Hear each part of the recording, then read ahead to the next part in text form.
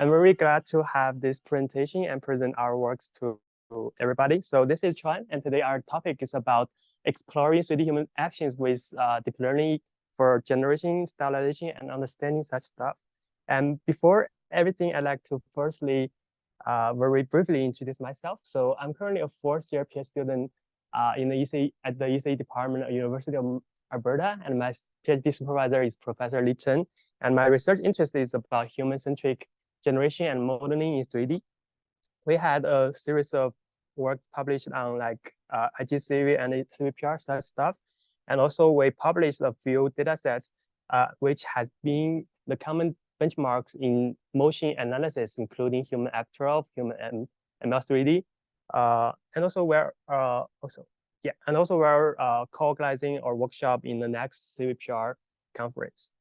Okay, so a short introduction of our talk today. So our goal of the thesis or the presentation is to provide a set of resources and solutions for automatic modeling and understanding of human actions.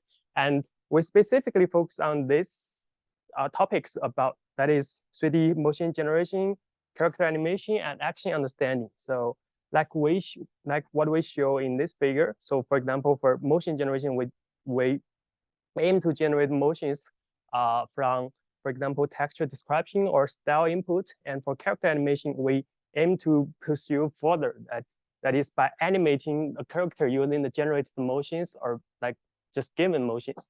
And for motion understanding, we basically try to mapping the motion back to text or action. So this kind of things.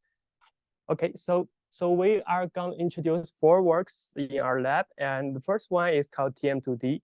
And that is about motion generation and understanding.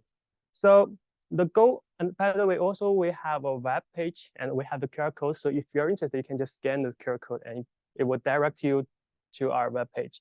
So the goal of this project is we try to say we have the motion, we have the text, and say we want to learn the mutual mapping between the textual description and the motion. For example, for text motion, we want to generate motions from textual description, or we want to describe the motions by generating captions for the motion. So how about we learning like reciprocally, like like bimodal mapping ways.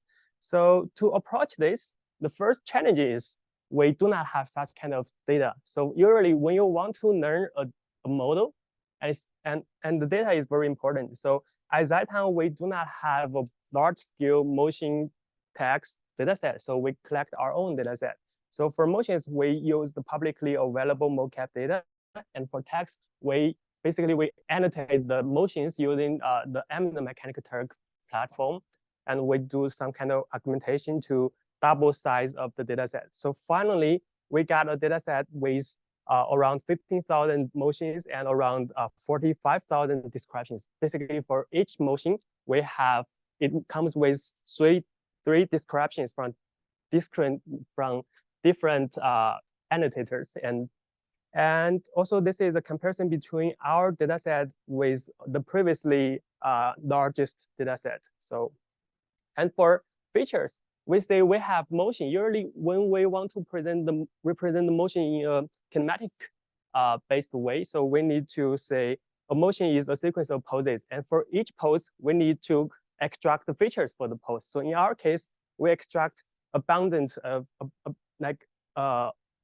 number of features, including the root, rotation, root translation, velocity, and local joint velocity, positions, rotations, this kind of features here. So in total, we will represent each pose as a 263 dimension feature vector. Okay, so that's about the dataset. And for model, so we have several motivations when we design our model. So actually, there are a few works doing the text to motion generation or motion to text description things, but they usually fell in short in several ways. The first thing is they usually work on unidirectional mapping. So basically, they only focus on, for example, text motion or motion to text. But we say these two models, for example, if we can learn from one to another or another to one, so how about we learn them together?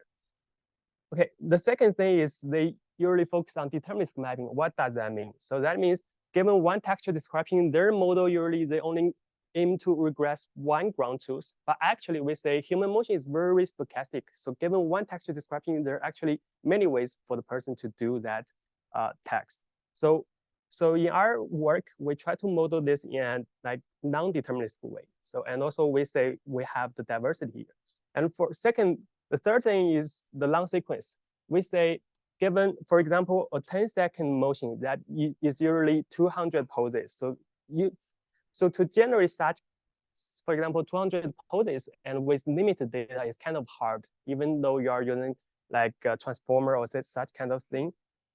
So to approach this problem, we borrow the idea of neural translation. So we say, for example, we currently have many neural machine translation models like transformer, GPT things. So that can translate language from Chinese to English, English to Chinese, and have very good performance. How about we can borrow the idea or the mechanism from this kind of thing? So, so for example, this is a very brief architecture of transformer. So for neural machine translation, the objective basically we aim to model the probability of each token, and the objective is very simple. So what we need to do is to minimize the negative log likelihood of the target. So that's easy to train, and also because the target is a discrete distribution that also comes with the generative ability, and also if we sample from that distribution, that give us the diversity at each time step. So that's the benefit here. And also training with the objective is much easier than other generative model like GAN, like variational autoencoder space. So here we only have one objective, and that's also easy to optimize. But the problem is, how could we use that for motion? Because motion data is continuous data. It's not like language. For sentence, that's a sequence of word talking, but for motion, that's poses. Poses are continuous, so we cannot model motion like word. So the first thing is we try to discretize the motion as some discrete representation. So our approach, it's 3 stages. The first stage is we try to learn a discrete and compact motion representation that is called motion talking in our scenario. And if we can obtain that kind of representation, like the discrete kind of thing for motion, and then we can just directly model the mapping between text and motion as the neural machine translation things. For example, here, this talking can represent this kind of motion clip, like full frame motion clip. This talking can represent this kind of motion clip. And we will introduce how we learn this kind of representation later. And also, the third thing is we use the inverse alignment. That is, for example, we have text to motion, we have motion to text. How about we use one direction to help learning the other direction? So we will also talk about that later. And the first thing is, okay, how could we learn the discrete representation of motion? So this is what we call motion quantization here. So the framework here, it's very similar to an autoencoder here. For example, we have the motion input, we have the encoder, and this encoder is one-dimensional convolution encoder. So this will give us a sequence of latent features like this. And normally in an autoencoder, we will have a decoder. So this decoder will try to decode this back to motion sequence, and then we want to enforce the reconstruction to be perfect as much as possible. But now we want to learn the discrete thing. So we have one operation at the middle called quantization. So the quantization is very similar to dictionary learning. So we have a predefined codebook. For example, we have around 1,000 codes in the codebook. And then we will replace each latent vector with the nearest one in the codebook. For example, this can be replaced by B3. This can be replaced by B25 in the codebook. And then instead of decoding this back to the motion sequence, we decode this back to motion sequence. And the learning objective is firstly, the reconstruction loss here, and secondly, the quantization error here. So after learning, suppose we have a very perfect autoencoder here. And after learning, what we want to achieve is that, this motion sequence can be represented by this codebook codes. And then this can be also alternatively represented by the index of the codes. So in that case, this motion sequence can be represented by this kind of tokens. So that is discrete talking, and that's very similar to text or word talking. And in that case, we can just directly learning the mapping between text and motion using, for example, transformer or GPT things. And this is an example of the motion talking of what we learned. There are two benefits of motion talking. Firstly, it's actually three. Firstly, it's discrete. And secondly, because we are using the convolutional encoder, so the talking sequence is much shorter than the whole motion sequence. So in our case, the talking sequence is only 1/4 of the motion sequence. That's much shorter, easier to model. And also for each talking, that will represent some kind of local contact. So that is learned automatically and also unsupervisedly. For example, this talking, if we visualize the talking, so that will be a 4-frame motion clip, and it's like this, and this talking is like this. So in this case, the motion sequence can be represented by a sequence of talking. Let's say that will be a valid combination of talkings or a valid combination of local contexts. And that makes more sense if we want to model the mapping between these two. Okay, so the first thing we have achieved to discretize the motion talking. And the second stage is that's simple. So we have the neural machine translation encoder, we have neural machine translation decoder. So we feed the motion talking, and then we aim to optimize the text talking using the negative log likelihood. And in our experiment, we found this mapping is much easier to learn. And also, we want to learn the inverse mapping. That is, let's say, given the text, we want to learn the motion. So I want to mention these two models are learned independently. So basically, these are two models, but they are using the same architecture. So, but we found that the text to motion mapping is actually much harder to learn. So now we say, okay, how about if this direction is easy and this direction is hard, how about we utilize this part to facilitate the learning of this direction? So this is what we call inverse alignment here. So the idea is also very simple. So let's say, given the textual description input, and then we generate a sequence of tokens, right? And we have a pre-trained motion to text model. So we just try to redescribe what we generated. And then we want to say that redescribed caption should be close to the input. So that's what we call the inverse alignment. And also one technical point is that, let's say, this is discrete distribution. Sampling from the discrete distribution is non-differentiable. So we use one trick called, this is the Bluebell submatrix sampling. So that will make the discrete sampling differentiable. And that will enable the gradient to propagate from this part to this part.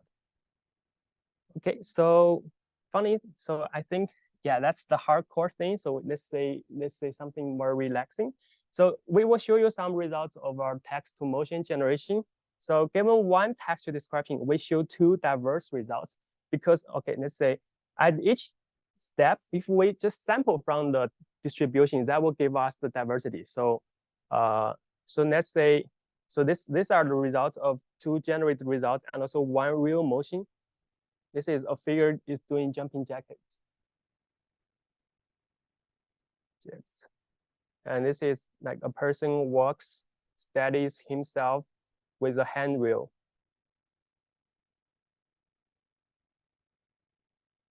And this is a person walking backwards.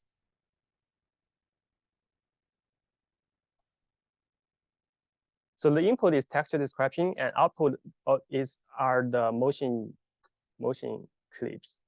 This is a man plays the violin. Kind of funny, but yeah.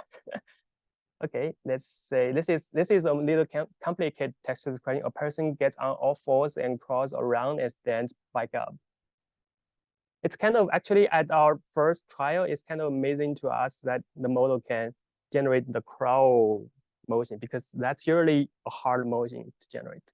And also this is the inverse direction. Let's say previously we showed the results of motion from text, but now we're showing given the motion, we generate the text. And here we show the ground truth text and the text from baselines, and this is the results, the text generated from our model. For example, the text is generated is a person get down on their hand and knee and crawl forward. And this is a person walk down a set of stairs.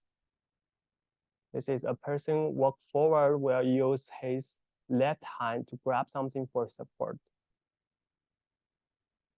And this is a person walk forward, turn around, and jump back. And this is a person swims a golf club. Okay, so these are the visual results, and also we have some quantitative results. And now we compare our method with the baselines on our collect data. And so one point I want to mention is our baseline is our model without inverse alignment. So basically, so from this line to this line, that's the gain from obtained from the inverse alignment. Okay, so we have a set of metrics, for example, FID, so this is very similar to CLIP score, our precision to evaluate our model. And for another mapping, that is motion to text. So now we want to evaluate the quality of generated textual description. So we use Blue score and Raj and Sider and Bird score. We also have the human, like, to conduct user study to evaluate our method. Okay, so that's our first project called TM2T. So in this project, we do the mutual mapping. So from text to motion, motion to text. And in our, we also have a recently work called MoMask, text to motion generation. So in this work, we are doing similar things. We try to learn text to motion mapping, but we put it one step further, and now we got more promising results. So the motivation of this work is, as we introduced before, in our previous work, we use a VQ-VAE or motion quantization to discretize the motion into discrete talking things. So we say if that is perfect, that is what we want. But unfortunately, the VQ motion quantization is kind of lossy because what we want to do here is we try to compress the motion information just in some discrete tokens. That is very high ratio compression, and unfortunately it's kind of lossy. And also we use autoregressive model, for example, GPT model to generate the motions. And this autoregressive model only obtains previous context to generate next talking or current talking.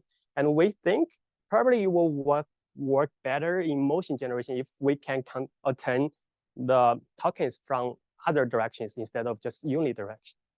And that's the motivation here. And we design several components to achieve these parts. So technically we have two components. One is the residual vector quantization, and the other is mask generative transformer. So this is a new, this is also a recently generative model. So the motivation, the first thing is, okay, the residual vector quantization. As we introduced before, this is what we used, the motion quantization in our previous work.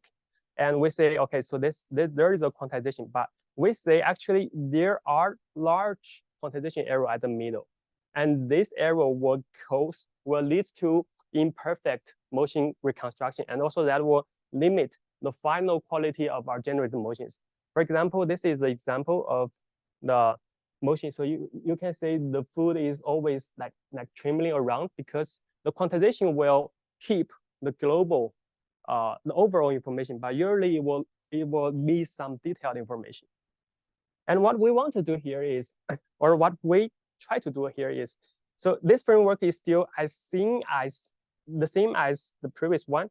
So we have the encoder, we have the motion sequence encoder, and then we quantize this to a sequence of talking here, and then we try to reconstruct the motion. But the difference is now we are using residual quantization. Let's say instead of quantize the motion sequence just in one pass, we quantize this in iterative pass, in multiple pass. So the idea here is, let's say we have the latent sequence here, right? We have the quantized vector here. So these two have the quantization error. How about we use another vector quantization to approximate the quantization error? And also, if we do this like in several folds, and that will try to minimize the quantization error as much as possible. And also here, I want to mention that in our case, we use different codebook for different vector quantization. And after all, we will sum up all the quantized code, and that will be a quantization code with much less quantization error. And also during training, to enforce the vector quantization, each vector quantization to learn as much as possible, because our motivation is, for example, the first vector quantization should learn as much as possible. And if there's other things it cannot learn, then we will left the second to capture. So in our case, we will randomly drop out the last k layers during training. For example, we will randomly drop out the last 1, last 2, or last 5 quantization layers. Okay, so after learning the residual vector quantization, then a motion sequence will be represented by like multiple tokens instead of multiple token sequence instead of one token sequence. But how could we model multiple token sequence? So here we will have this base layer vector quantization and also the residual layer vector quantization. And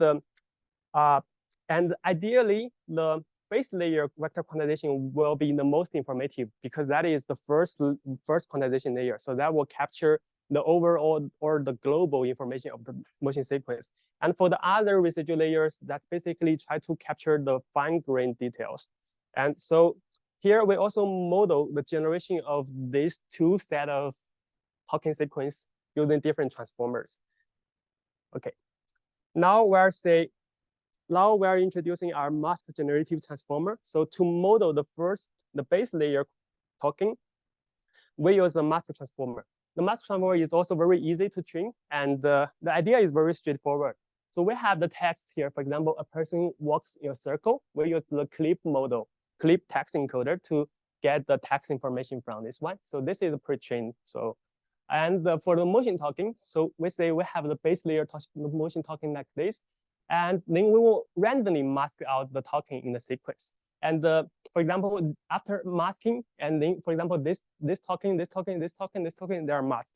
And the goal of the mask transformer is try to predict the masked talking. So this looks similar to BERT, right? But the difference from this work and BERT is that the masking ratio here is a variable.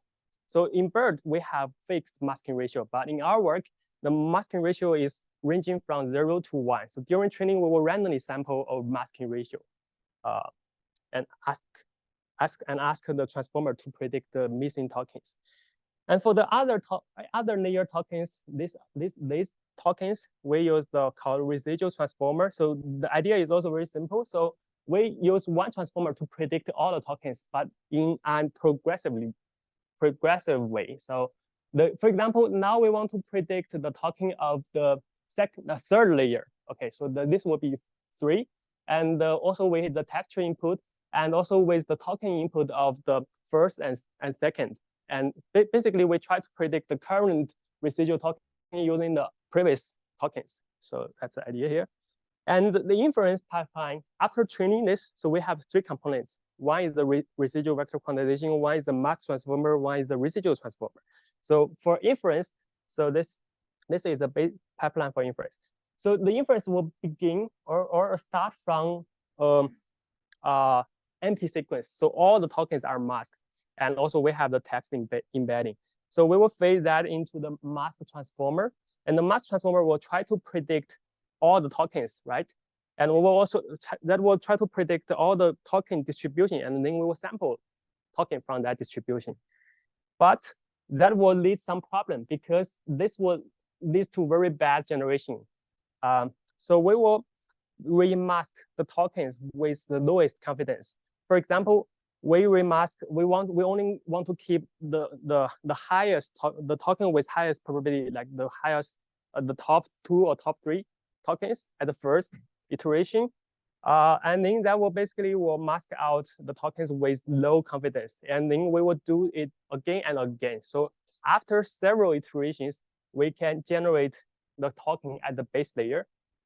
And the number of steps is a hyperparameter. So you can try different hyperparameters. And in our work, we found that 10 iterations is sufficiently good in our case.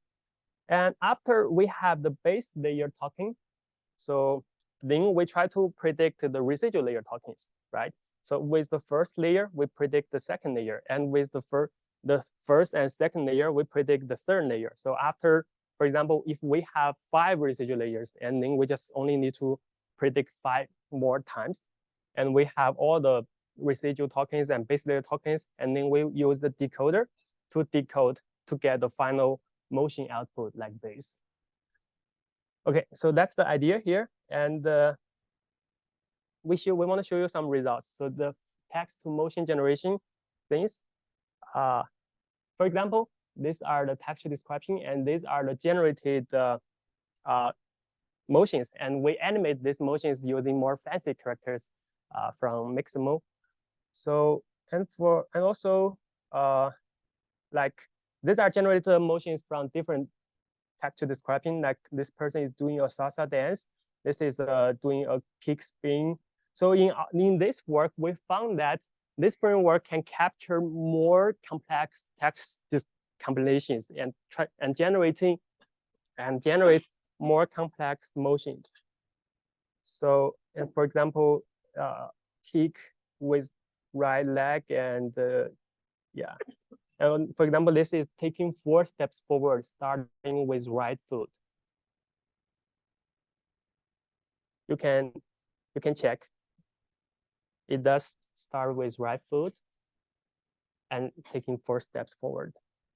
And also like jumping and dance. So you would say it's surprisingly like jumping with a spin. Okay, and also we can apply this framework to other applications. So for example, in painting. So previously we just generate motions from scratch, but now how about if you have existing motion clips and you want to fill up some specific regions in the motion, we can also do that. So you can fill up the content at the middle, prefix or suffix, for example. So the purple color means the existing motion, and this is the synthesized text, synthesized the motion. So sorry, the another color means the synthesized motion, and that is conditioned on the textual description, like a person falls down and gets up quickly, and now it gets back to the input motion. So now let's say a person is pushed, and then we generate a pushed motion at the middle. Or for example, now we want to generate the motion at the beginning, conditional text description, like a person gets up from the ground, doing a warm up.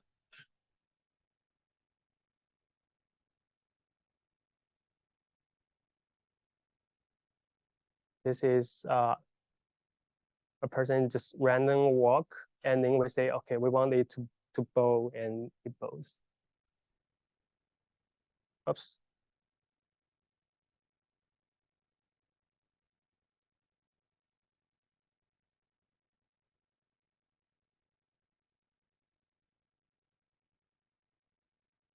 And we want this person to squat at the end. Okay, so that's the visual results, and also we have some quantitative evaluations. And so far, this model is the state of art, achieves state of art. And this is the inference time compared to other methods. So our model achieves the best performance with the least in costed time.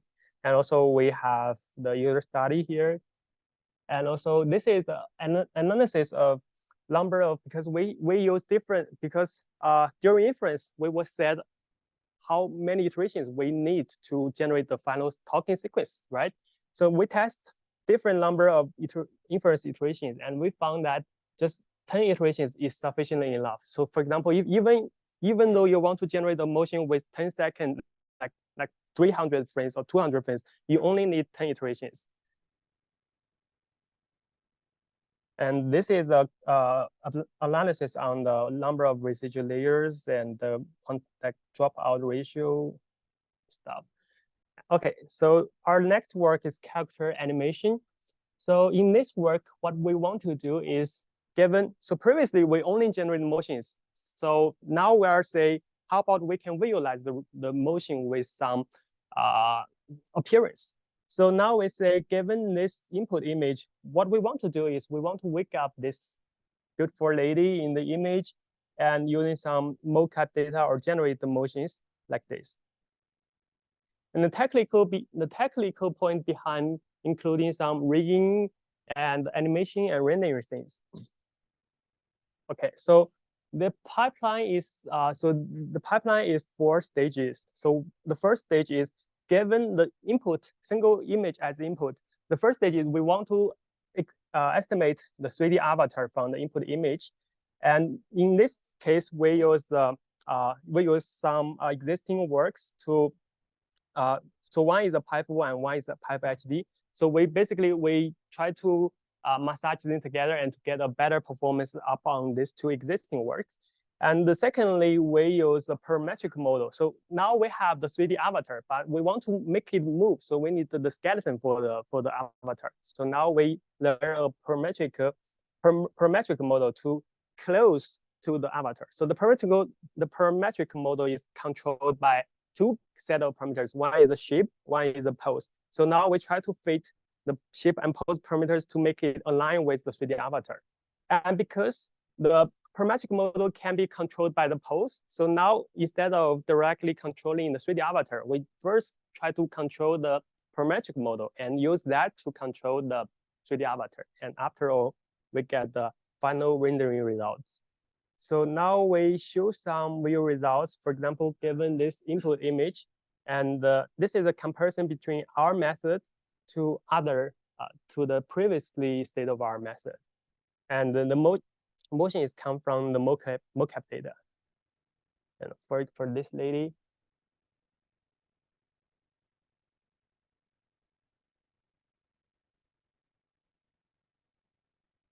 and this is a full pipeline because this is what we try to animate these motions using generated we animate these characters using generated motions like this.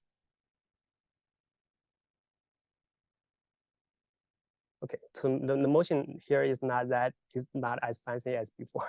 So okay, so our final stage is the motion stylization. So we try to say we want to stylize existing motion using different kind of styles.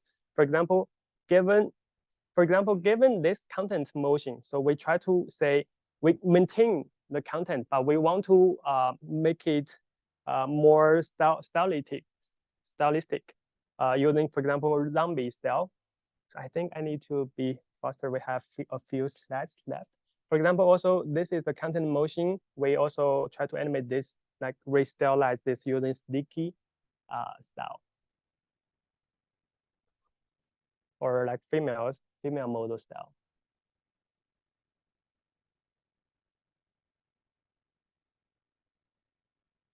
Okay, so our goal in this work is we try to stylize an existing motion by keeping the content unchanged. And what is the style come from? It can come from the following sources. For example, it can come from a style category. We have a predefined style set, for example, old, female model, happy set. But in this case, you need to annotate the motion. And in other case, you can extract the style feature from the existing motion clip. For example, if you give me just one motion clip, probably we can extract the features from that motion clip. For example, there are some patterns like the hand is always like lifting up, this kind of pattern. So if we can achieve this, we can learn without annotation. The limitations of previous works, there are several folds.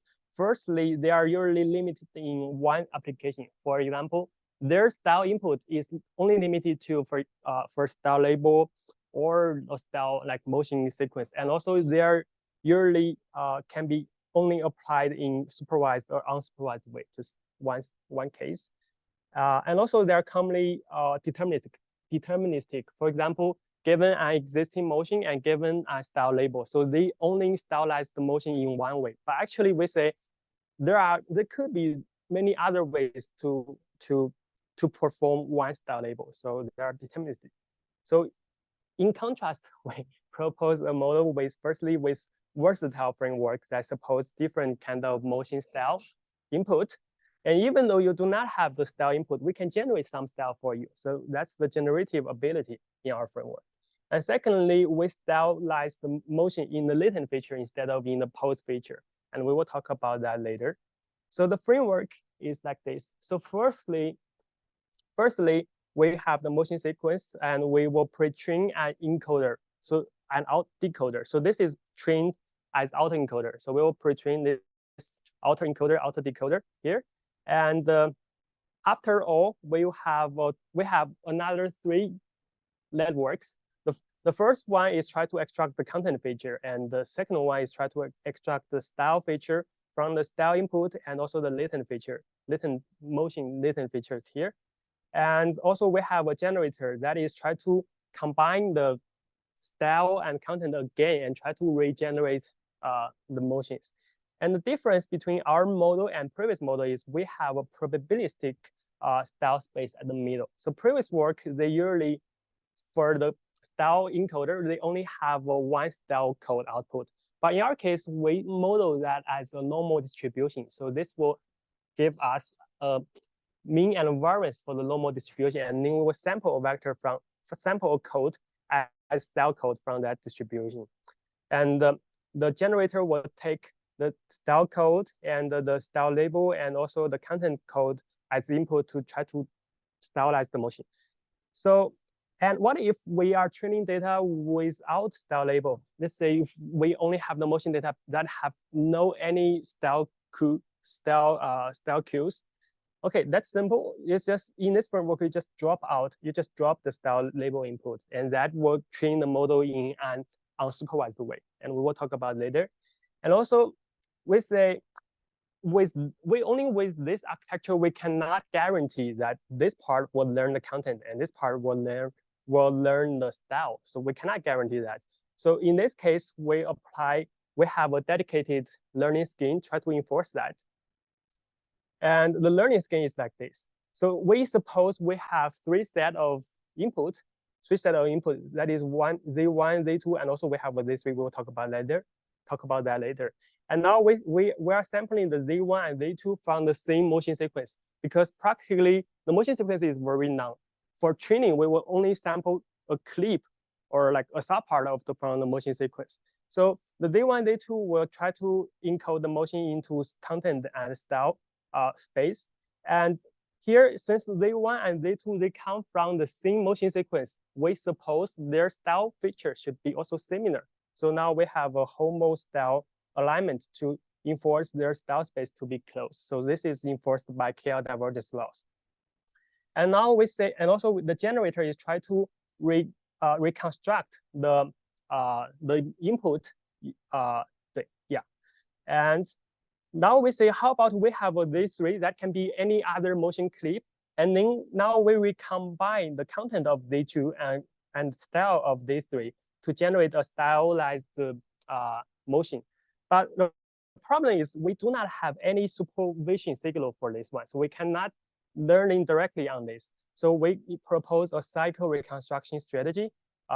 So actually, we did not propose that. We borrowed the idea from other methods, and then so the idea is we try to extract the content and style feature from the new motion again, and then recombine the content and the style from Z2, and that is try to reconstruct with Z2.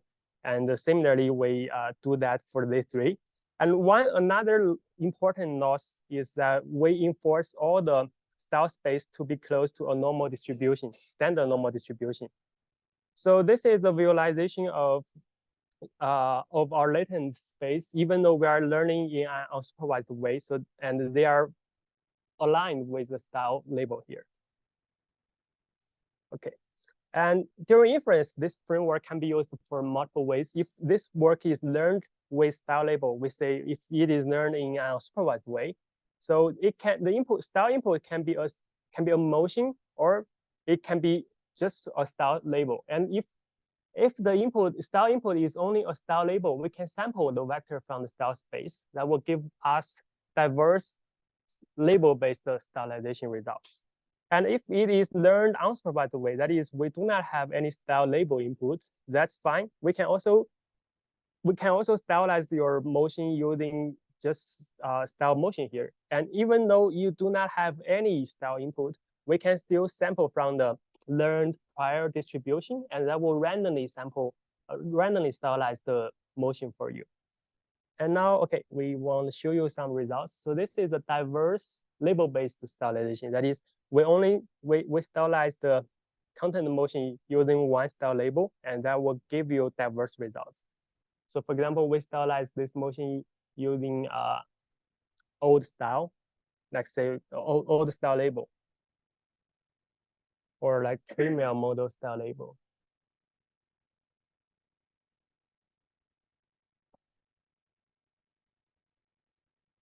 And also, if say if you do not have any style input, we can also randomly stylize the content for you. And these styles are generated from our probabilistic distribution.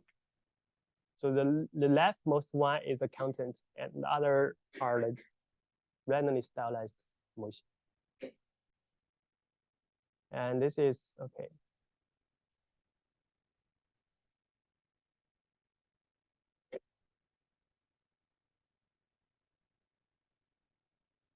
And now we're applying this to our text motion generation, because normally text motion generation is kind of with neutral style, and now we want to make it more interesting. So for example, given this textual input, these are the text to motion generation results. And now we try to re-stylize the results using female model style.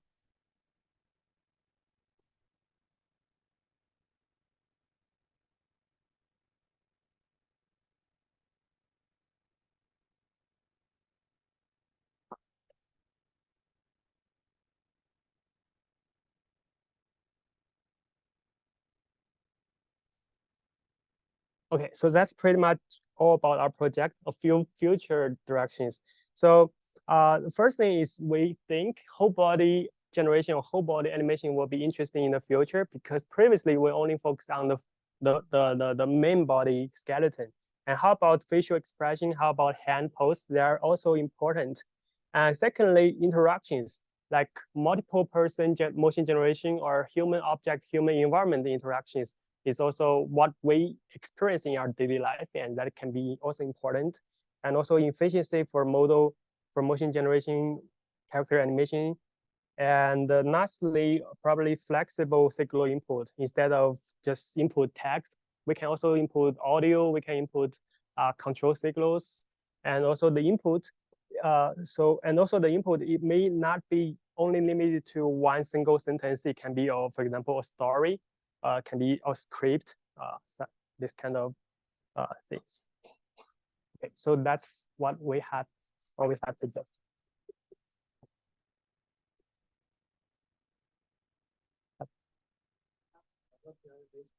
Thank you. Give a text with unique action. Mm-hmm. We know that's not true. Mm-hmm. Given action described in many ways, how did you incorporate the fact that there's not a single answer? So you are saying, so is your question is like, given one text, actually there are multiple motion, or given one motion, there are multiple texts? Walk forward. Mm-hmm. Yeah. Oh, I think, I'm not sure. So yeah, so I think the question is, how could we model the stochasticity during the mapping? For example, the text to motion or motion to text, they are both one-to-many mapping instead of one-to-one mapping. So for example, in this work, how we achieve this is how should I say? So for example, here, at each time we are predicted talking, like during training, we try to predict talking as correct as possible. But during inference, actually, that will give you a distribution. So for example, we have a code book with code 1000.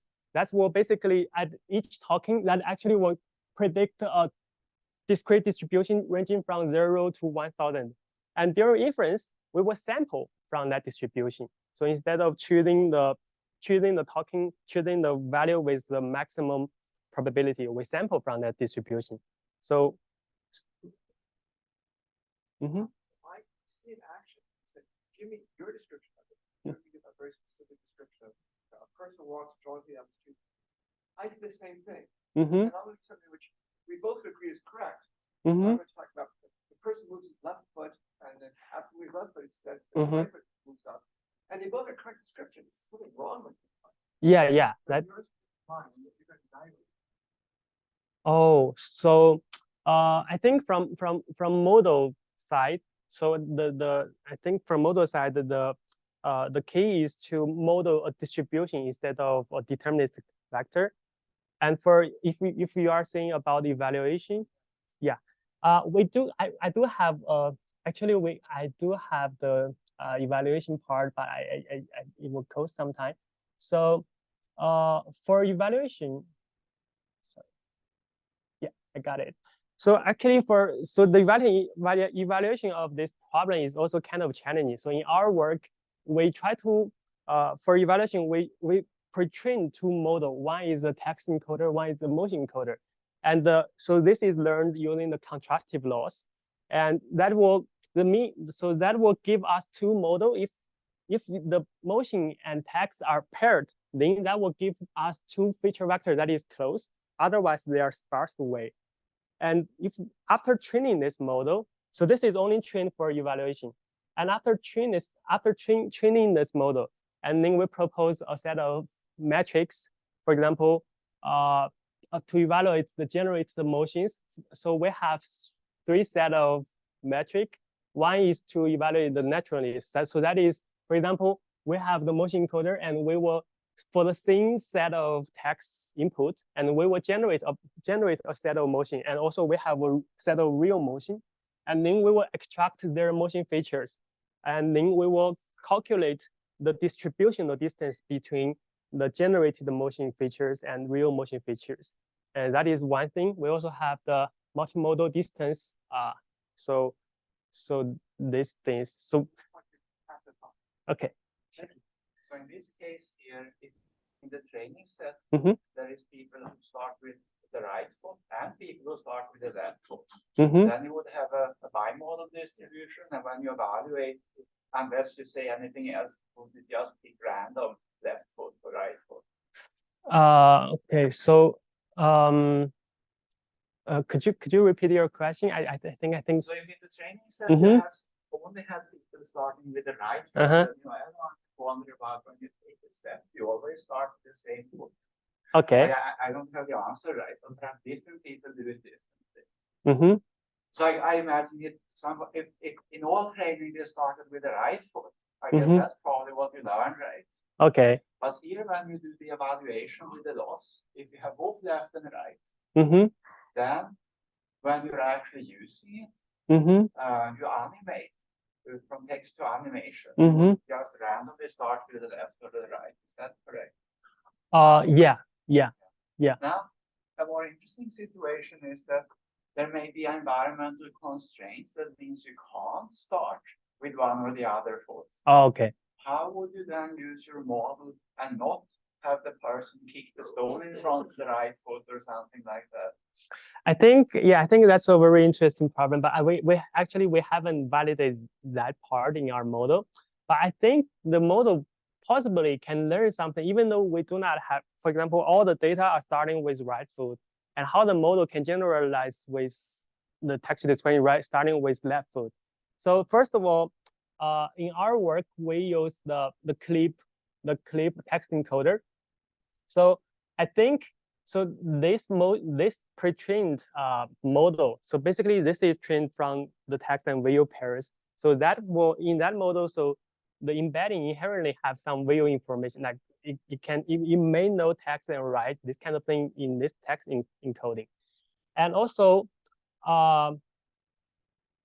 let's say And also, even though the model do not, so even though we do not have the motion with left hand starting, but maybe in our data sets there are other actions with left and the so I think the model can learn the concept of left and right from other actions. For example, if you are saying, okay, you kick with left leg, so the model may learn things. Okay, say this will be the left leg.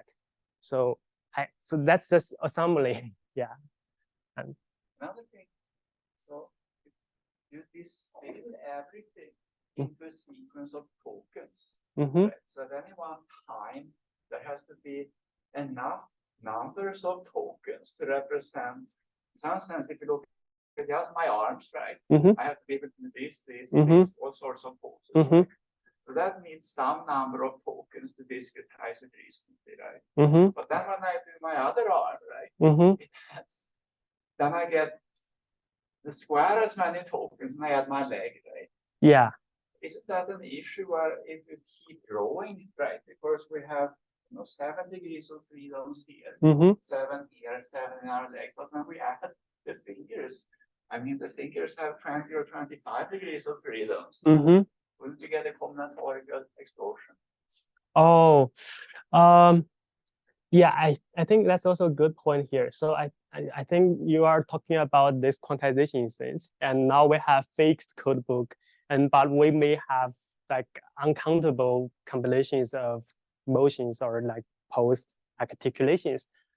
Primarily the more degrees of freedoms in the human, right? When we want to get the detail finer and finer. Yeah. Right. Yeah, I think one straightforward strategy is try to increase the size of the code book. For example, if you have more complex data, then we can increase the dimension or increase the number of code in the codes. And another thing is actually, so the decoder here, so that will, so even though we have fixed the number of code, but actually the decoder will try to message them together. So the combination here is also uncountable. So even though we have like uncountable combination here, but actually this one, so even with this code book, the combination of tokens of this code book is also have a large space. So that may capture this kind of thing. The difference, yes. So we use similar training. We use human training to teach robots to do motion. But the difference is we use manifold learning, so we don't attempt to distill it into just a single signal, right? Rather, we try to find what is the most succinct signal, right? So we might start with a 50-dimensional, 2 arms, 2 hands, and then see, is it enough with 2, 3, or 4 dimensions? That's of course, that's a continuous manifold learning problem. But in your case, I'm a little bit wondering if you could actually have parallel streams of tokens. One stream of tokens for the right, one stream of tokens for the left, and so on. So you avoid the combinatorial complexity. I think you still have to blend in some way, so that's non-trivial. Yeah, I think so. And also this is just learned like by itself. So we didn't inject any expertise things here. So yeah, but I'm not sure like which way works better here. So I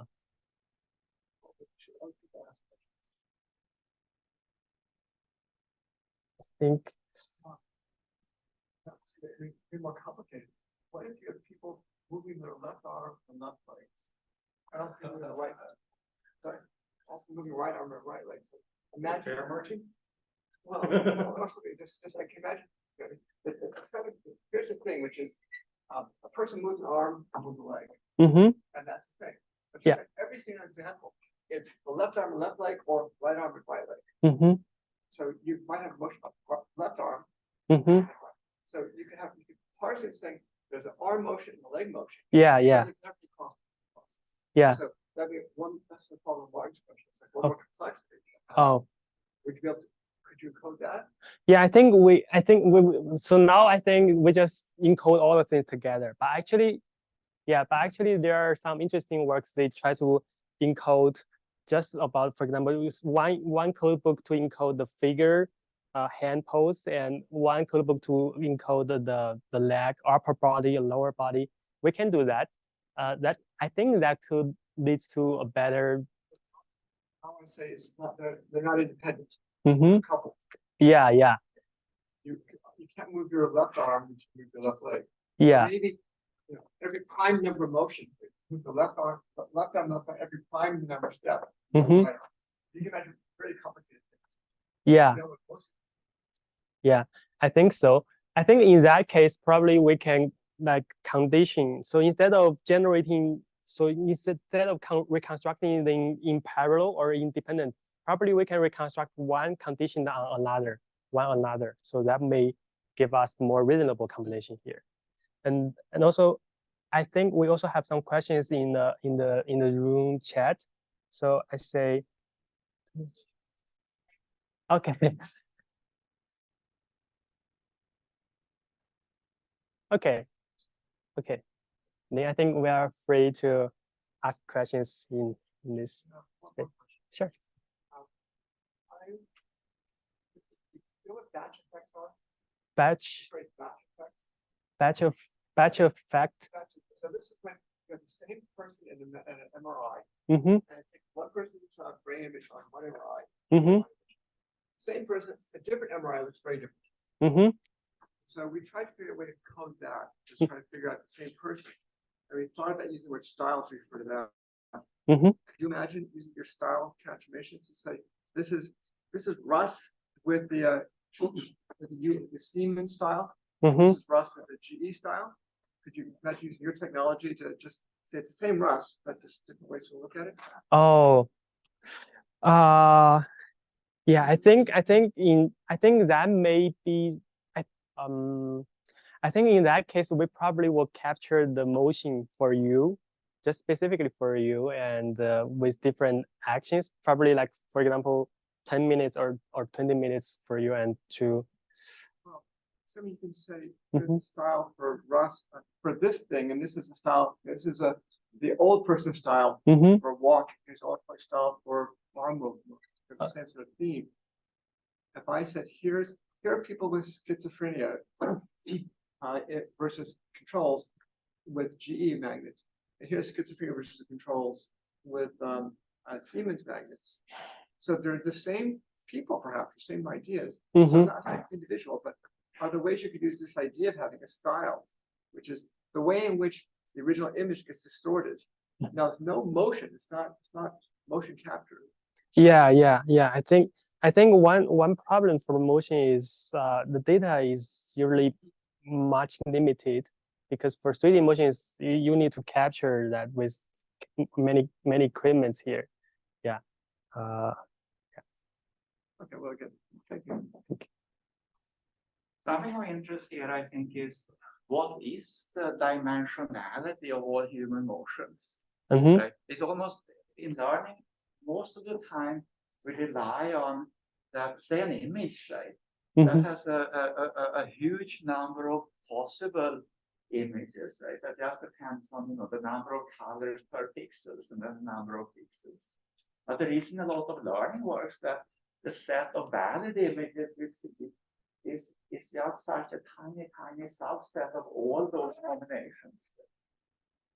There is a risk in that, of course, right? If we take all the pictures that the human has taken and put on the internet, that's not all the set of images, right? Because that would not be the set of images that the robot sees. The robot isn't going to frame the picture like the human, right? But still, we always come from usually a very big representation space to a very much magnitude smaller actual space of human motion. I was curious, how many codes do you have? And have you thought something about what is that actual subspace of human motion? Can we research that? Can we find it out?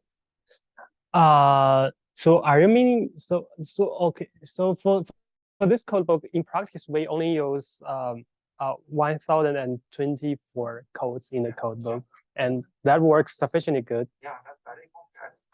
Yeah, that's very compressed. So you are talking about the subspace of the motion manifold. Is that correct? That's right. Okay. I'm not sure with that because so most of our case, so in our case, we use this representation. In our case, the skeleton has 22 joints, and overall the dimensionality of the overall skeleton is only 263. So I think that's much less than image. Mm-hmm. Sorry? If it has 22 joints, Mm-hmm. How do you arrive at the 220? Oh, yeah, because we extract many features for each joint. We extract the position feature and the rotation feature and the velocity feature. So we combine them together. Yeah, so even though it's kind of redundant representation, but in our practice, we found this works much better than only using one. Yeah. Yeah. But then it seems like taking 220 dimensions Mm-hmm. and representing it with 1,000 tokens. Mm-hmm. Then there are many, say, if we did it in a stupid way, right, we would say that we might quantize my arm movement with, 5 positions here, right? Mm-hmm. And then 5 positions like that. Mm-hmm. But what you have done is you did not even allow each state to have even two different values, right? Oh, okay. Say for the two different. So you mean are you saying about the code for That's right. If you take 220 dimensional state representation of the human, Mm-hmm. you put that in 1,000 subspace. That on 1,000 codes. Yeah. It seems Oh. to me that the human, I mean, not even all joints can move on the human. Oh, I think I got the question here. So the idea here is, so I hope this will answer your question. So idea here, so even now we are visualize each token using full frame, but technically the model does not, for example, if we have a token sequence like this, the model will not simply just concat them together. So the results will also try to massage them in the deep learning layers, neural network layers. So even though with this sequence, how should I say?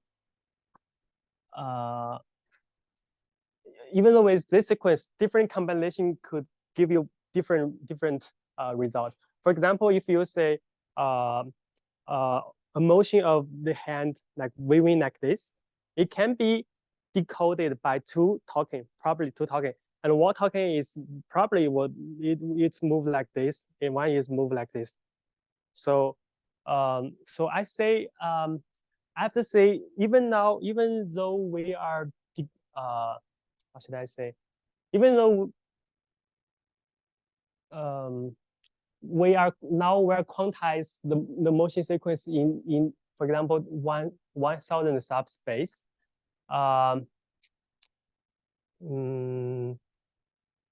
But the decoding, but the final results is still generated by massage, like try to recombining or like try to recombine and massage them and decoding together. So there are still something in the decoder.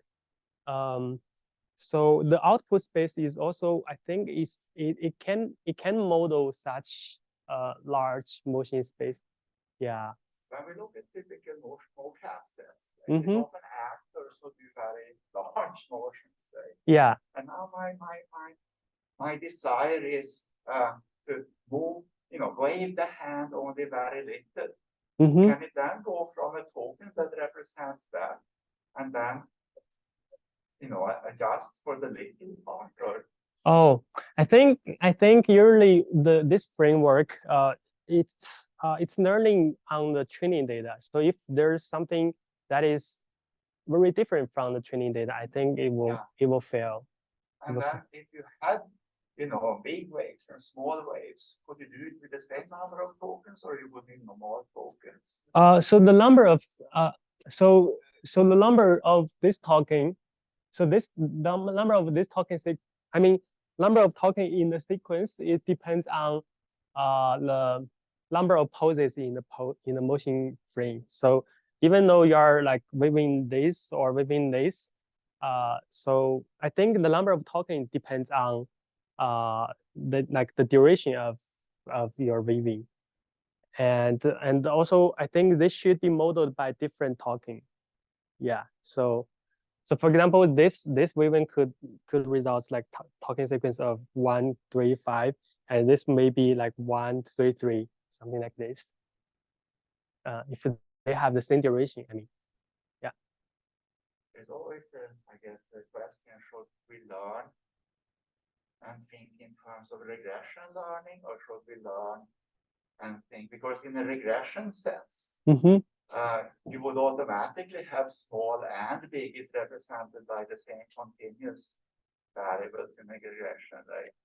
Yeah. But whereas we tokenize or we do various other things that are fairly common, we would lose that. Oh, I feel I think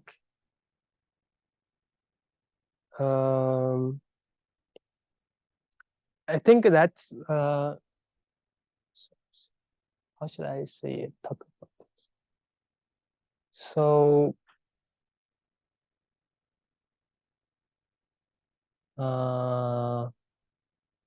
primitive. I think so, but I admit that using quantization, using this quantization, sometimes it could lose the detailed things, and also for some fast motion, it can fail.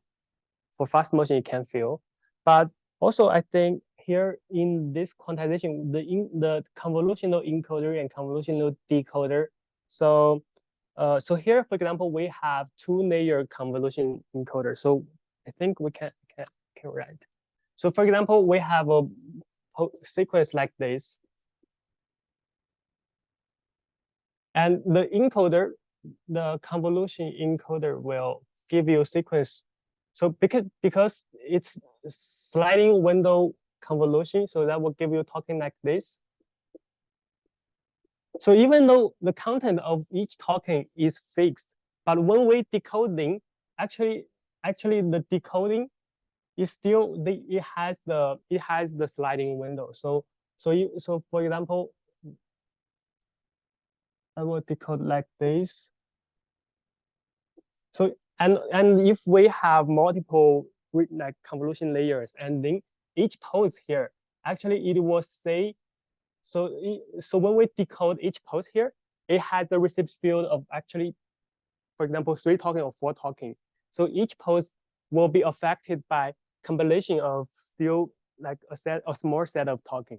So instead of directly decode this back to like 4 token, actually each token is determined by several token here. And I think this combination here also could capture, I think, what you said, the continuous things. That's right. Yeah. We need to find them out right by the blending. We would take a bunch of high amplitude and actually force them to be low, or make them low amplitude by having them kind of cancel each other suitably. Yeah, I'm not sure with that, because I think that still depends on how well the model learn, because the model is whatever we set at the middle, but the final goal of the model is try to reconstruct. So whatever you learn at the middle, whatever codes you learn at the middle, whatever parameters of the neural network you learn, but the final goal is we try to make the construction as perfect as possible.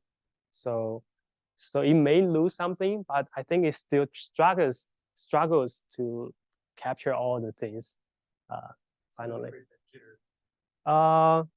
Yeah, I think so. So I think at the end, the model, the quantization could just only, or it is only capable of capturing as much global information as possible.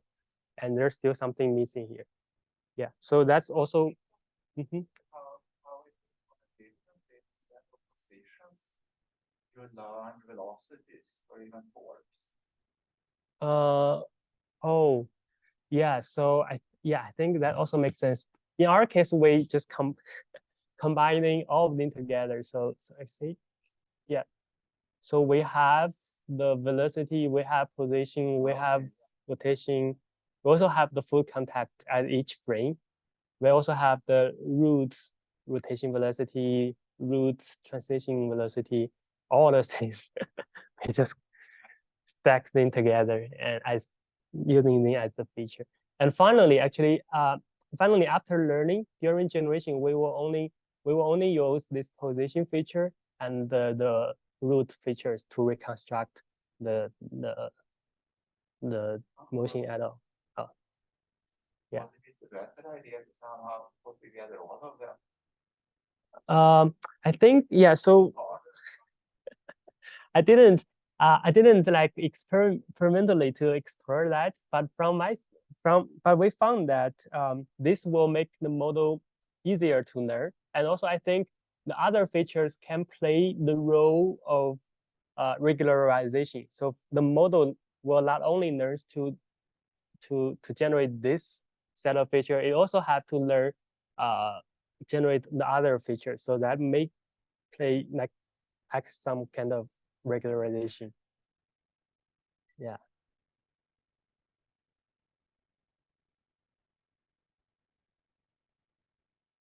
Sure. Can you go back to your previous Oh, let's see. This one.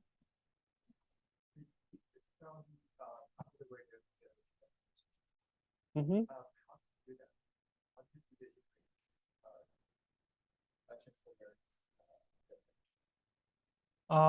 So so I think you are talking about the first stage. Okay. So here it's so there are some more design part behind. I didn't put that here.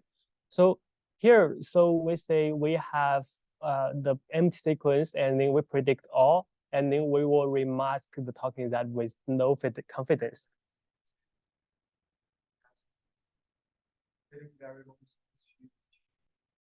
Yeah.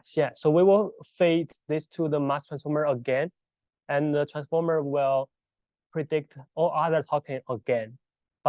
And then we will also remask all other token with low confidence again. But in that case, but at each iteration, we will remain or we will keep all the unmasked token in the previous. So for example, this token will be unmasked in all the following iteration. That the process is like a RNN instead of transformers, so it's big. Yeah, so yeah, I think it's kind of similar. So, but I have to say, using transformer, then all the token will be decoded in parallel at once. Yeah, it's just we need more iterations to decode the final token sequence. No worries. Yeah. This one? I see that in your residual transformer, you use the clip for the technical. Does it use only one time, or it function in at each layer? We only use this as input, so this is only used for input layer. Yeah, and this will give us a feature vector, so just one vector for one sequence. One. Text modality and image modality. What do you use that instead of birds? I think the benefit of clip is even though it's trained on the image modality, but it learns the visual information. So even though in image, we still have the concept of like circle, walk. So these things, I think it's hard to learn from birds or like left hand, right hand. So this contains the visual cues, but this can be captured by clip, even though it's learned from text and most image.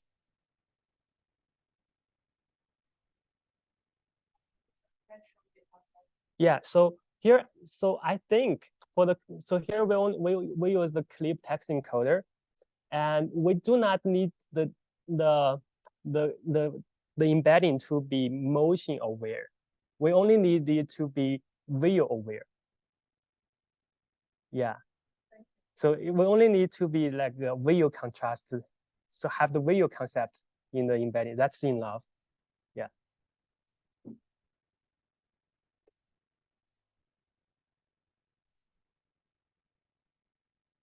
Thank you.